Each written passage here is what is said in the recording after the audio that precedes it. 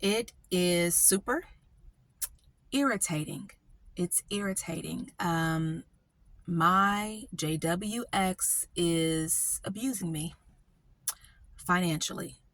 Um, so what I will say for everyone out there I know may not have been raised as one of Jehovah's Witnesses or married someone who was raised as one of Jehovah's Witnesses, or some people may be a witness, but their mate wasn't. We come from all different backgrounds, right? But it's super irritating, right? When you were married to someone who was raised a witness and you're dealing with things like what I'm dealing with, right? Even though it's narcissism, and quite honestly, after my studies in psychology, not that I'm a therapist, right?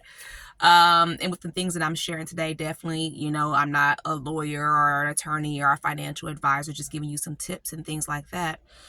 But what I will say is it's super, super irritating because even on the scale of narcissism, right, it's a spectrum, right? And I think my ex, no, this is more than just narcissism. I'm looking at some antisocial personality disorder here as well.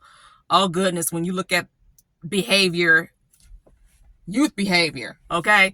But long story short, let me stay on topic.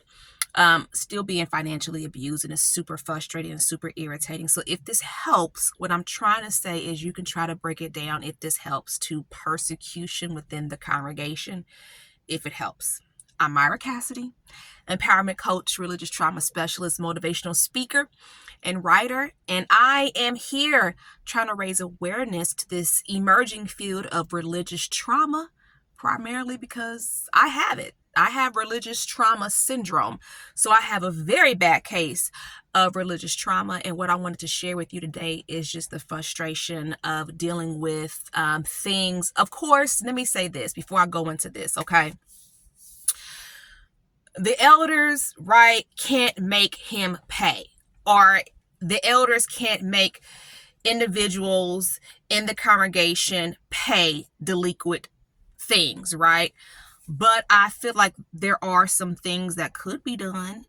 I know it make me feel better. And not only that, it's also about the principle about being wrong. Now, come on now, pay back God's things. Pay back Caesar's things to Caesar's and God's things to God, right? One of the things that Jehovah's Witnesses talk about is having an upstanding citizenship. So yes, my ex owes me thousands and thousands and thousands of dollars that was court ordered to be paid in 2022. Okay. So the reason why this is frustrating is sometimes I have my moments like I do right now. First of all, I'm so determined to rise above this. And it's like, you know what?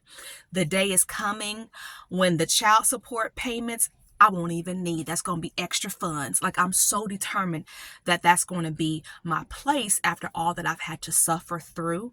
I will say, from what I understand, and long story short, before I get off into a whole bunch of technical stuff. So child support, if that's not being paid, that's like in another category, at least from what I'm understanding in the world of witness. But I am still missing this amount of money that was court ordered to be paid in family court. And I don't understand why I'm not getting my money. Okay. I mean, and it's to the point where I've had to just learn, right, to let be, even though I shouldn't. It's super frustrating because other people, I'm gonna be real with you right now. Okay. I'm gonna be really, really real with you right now. If people have not been where you have been, you probably shouldn't be listening to them. And let me go ahead and throw in my disclosure because I forgot to start with that. So this is a coaching platform. This is not therapy. I do not represent the worldwide organization of Jehovah's Witnesses. This is an independent coaching platform for women who identify as Jehovah's Witnesses that fit in that category of religious trauma and are looking for assistance and support. And that's what I am speaking to. So it's very, very frustrating because here's the thing. You go to especially when it's religious trauma, when you're a single mother.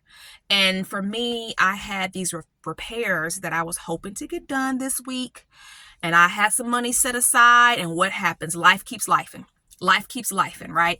So I wasn't able to get those things done. So super, super frustrating is when you go,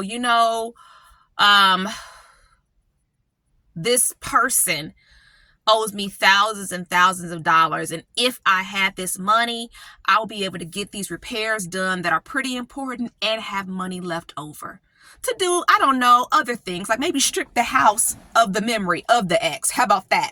Okay. But it's super, super frustrating is what I'm saying. And when it comes down to it, I think the thing that irritates me the most is the, sometimes people think, oh, just go to one of those free attorneys and get your money. It don't even work like that. It don't work like that. Come on now. It don't work like that. It's not that easy. And like I said before, if someone has not been where you've been, you probably shouldn't be listening to them, especially when it comes to legal things. So my tip for any woman who's going through what I'm going through, whether you're a witness or not, single mothers out there, I would suggest that my tip, learn to elevate, right? And make enough money to where you don't need the child support. So that way when it comes, you can bank it, right? If that helps out anybody over there. Because like literally I have a date in mind for I'm banking all the rest of this money because I need to make sure that I'm protecting my children and myself financially. Another tip I would say, financial advisor. Find you a financial advisor. I wish I would have found one when I was going through my divorce. Super important because you want to make sure that, you take women just in general take such a hit in divorce, and then you have to also care for the children and things like that. Men bounce back a whole lot quicker than women. So definitely my tip is make sure you do everything you can to protect yourself financially. You know what I mean? Even if it is, just try to protect yourself financially is my tip. I'm telling you. But here's the thing that frustrates me about the whole situation. I'm gonna give you 2 examples that makes you just kind of go, grr, grr, grr. And no, the elders can't make him pay, but y'all cannot call on him. I bet you he'd pay me then. If you said you can't raise your hand and comment, but you can raise your hand and comment and give all these scriptures and all of that, I bet you would pay me then if he got that taken away. I bet if they said to him, you know what? This is not, you're not taking care of your children the right way because that's your ex-wife, yes, but those are your children who live in that home. And this is something that was court ordered and you're supposed to pay it. How does that not look bad upon God? That's not, this person's not paying and it's court ordered to pay. And you could only try to get your money so much before it's just like, I don't have nothing else to fight with. I'm out of resources. So I would say it would be nice, right? If the elders were like, you can't be on the Theocratic Ministry School because you have an outstanding debt. Now, typically, at least the way it used to be, they don't never take field service away from you. But there are other things. It's like, wow, just like, perfect example, this man was court ordered to leave our home. And the elders still let him do the accounts at the Kingdom Hall. He was still allowed to read the Watchtower magazine on Sundays. He got to do all these things until I got the courage to write Bethel in 2019. Mind you, that part is in my play, to ask why. Why?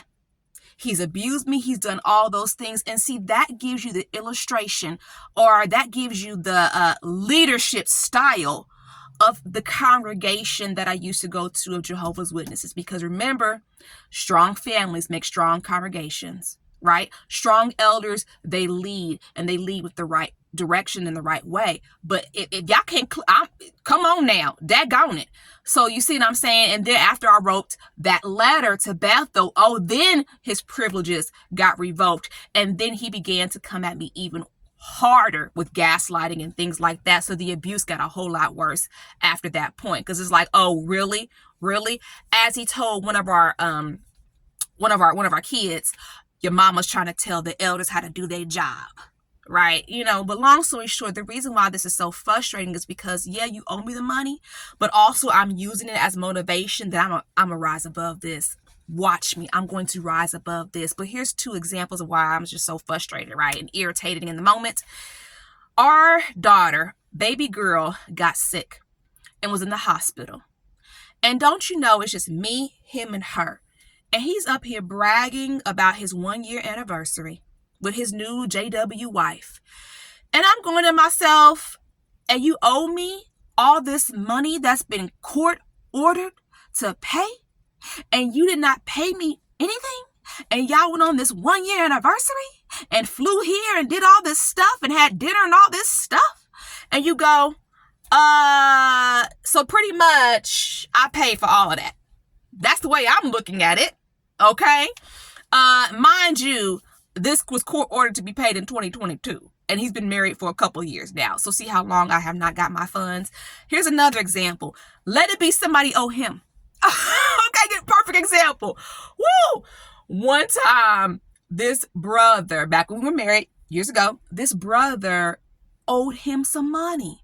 And the brother did not pay because he had fallen off of a ladder and got injured and was in the hospital. And when he got out the hospital, he told my ex, I don't remember our agreement.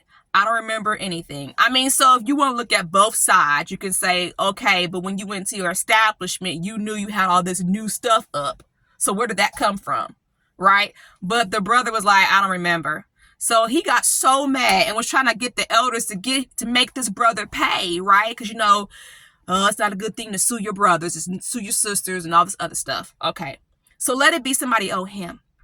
We're talking about something that's court ordered that also impacts the well-being of his children. But that's the kind of person he is. And I have to accept that, right? That's a part of the healing journey where you just go, you know what? I'm going to let be. Because I believe that when God punishes him, that's all that needs to be said. So really, I shouldn't even hope or want flesh and blood to do anything. I'm just going to keep praying about it and leave it to God, because I know God don't disappoint. He's going to make this situation right. It's been wrong for a very, very long time. Here's a perfect example. When I look at my ex, it just seems like he keeps getting away with stuff. Even when it is like the law is involved, you keep getting away with stuff and it keeps coming back to bite me in the rear. Perfect example. I found this out last year that, if you have had charges against someone for domestic violence, it's against the law for those charges to be expunged. Well, my ex got his charges expunged. And that was something that came to bite me in family court. And here's the crazy thing about it. I was divorcing him for the same behavior, which is why he got the original charges in the back of the day in the first place. And it just seems like, my goodness, this person just keeps getting away with stuff. But you know what? It's okay. I will say this, and people say to me, well, he really ain't a witness. Whatever. Yes, he is. Yes, he is. See, this is the type of stuff that some witnesses do, and it's okay. And because there's a whole lot of examples out there that are way worse than mine. Okay, so let's be real about that. But here's the main thing. True Christian people do not behave like this. And that's one thing I try to really stress to my children. Like, people who are doing the right thing, people going to do the wrong thing, pretty much in every religion or in every organization. But you also have people who have integrity and do the right thing. And I always encouraging my children, you be the people that God wants you to be. That's what you do. That's what you do. So definitely super irritating. I hope those tips helped. Thank you for listening to me vent. But also, we have some things to talk about. So think about joining my coaching program that starts December the 3rd. It will go for a year. We meet every other Tuesday from 7:30 p to 8:30 p Eastern. And this is a group coaching program for women who have experienced religious trauma or are trying to, cope with religious trauma syndrome and so forth. Definitely think about joining my Facebook group, my private Facebook group, JW Sisters Living with Religious Trauma Syndrome, because this is real. This is real. We need support and we need community. Have a good one.